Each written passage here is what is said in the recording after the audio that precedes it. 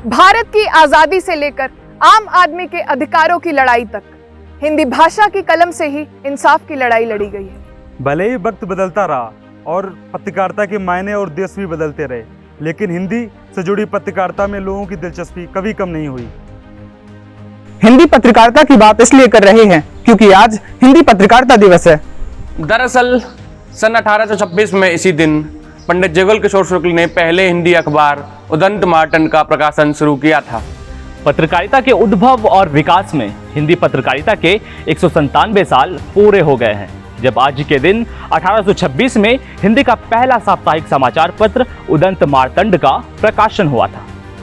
इस समाचार पत्र का प्रकाशन पंडित जुगल किशोर ने कोलकाता के अमृतलला नगर के कोलू टोला इलाके से किया।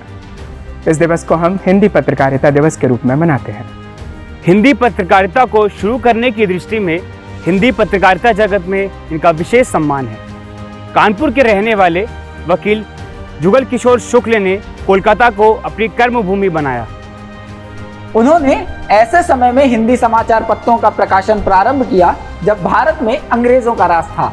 उस वक्त किसी भी भारतीय के लिए भारतीयों के हित में लिखना बहुत बड़ी चुनौती थी। अंग्रेजी, फारसी और बंगला के समाचार पत्रों के बीच उदंत मार्तंड हिंदी का अकेला समाचार पत्र हुआ करता था, जो हर मंगलवार को प्रकाशित होकर पाठकों के बीच पहुंचता था। आज़ादी से पूर्व की पत्रकारिता सामाजिक सरोकारों से जुड़ी थी, जो भारतीयों के सामाजिक, राजनीतिक, आर्थिक और धार्मिक हितों का समर्थन करती थी।